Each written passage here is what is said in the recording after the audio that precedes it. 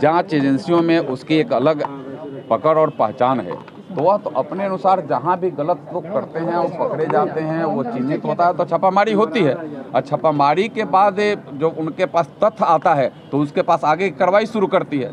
तो यह तो एक हमें लगता है कि संपूर्ण रूप से वह चलते रहता है। और अभी तो ईडी, सीबीआई ऐसे स्वतंत्र संस्थाओं को पूरे स्वतंत्र किया गया है और उसमें मजबूत किया गया है कि आप पूरे मजबूती से काम करते रहिए और स्वतंत्र रूप से काम करते रहिए। तो स्वतंत्र संस्था है तो आपके ऊपर किसी भी लेवल का कभी भी आप जो स्वतंत्रता है, आपके स्वतंत्रता पर कहीं कोई प्रश्न नहीं और आप स्वतंत्र रूप से उससे काम आप करिए।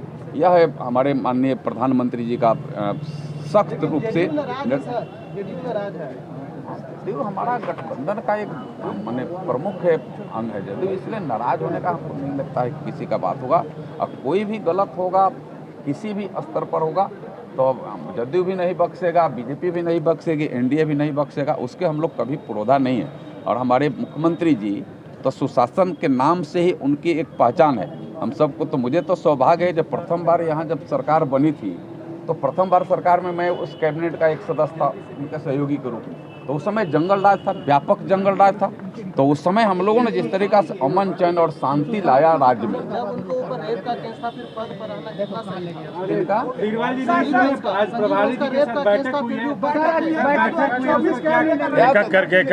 देखिए यह तो सीधे सीधे बात है कि यह तो बात तो जांच का विषय है ना भैया। और जांच का विषय है तो जांच में कहाँ कहीं कोई आपको दिक्कत हुआ और क्या केस है नहीं है वो तो बाद की बात है। कोर्ट और न्यायालय और न्याय उसको देखते रहेगा। लेकिन सरकार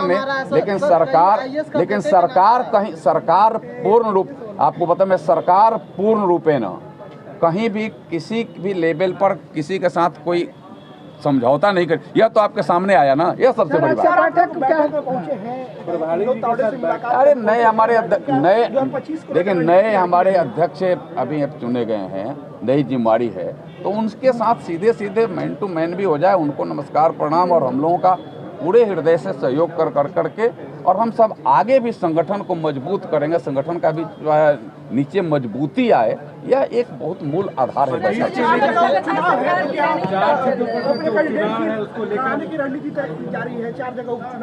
उपचुनाव तो हम जीतेंगे और 225 में भी हम 220 का टारगेट पार करेंगे। तो कोई बचेगा नहीं।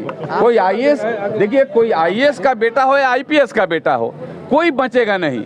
कोई बड़ा से बड़ा भी व्यक्ति होगा तो नरेंद्र मोदी जी के शासन में वो अगर वह कानून का उल्लंघन करेगा तो कहीं वह बख्शा नहीं जाएगा। आय से अधिक संपत्ति की बात हो, ईडी का काम है, सीबीआई का काम है, और करेगा उनके ऊपर कार्रवाई होगी। तो कौन सवाल है ये ओबीसी आरक्षण को लेकर तेजस्वी यादव ने कहा है कि हम लोग सुप्रीम कोर्ट में पिटीशन फाइल करेंगे, आप लोग आरक्षण विरोधी है। अरे हमें जी अभी तो नीचे उनके पिताजी तो मुख्य और जब यहाँ माने यूपीए की सरकार थी तो उसमें थे दबंग एक व्यक्तित्व था उनका, लेकिन उस समय ओबीसी कमीशन को संवैधानिक दर्जा नहीं दिला सके।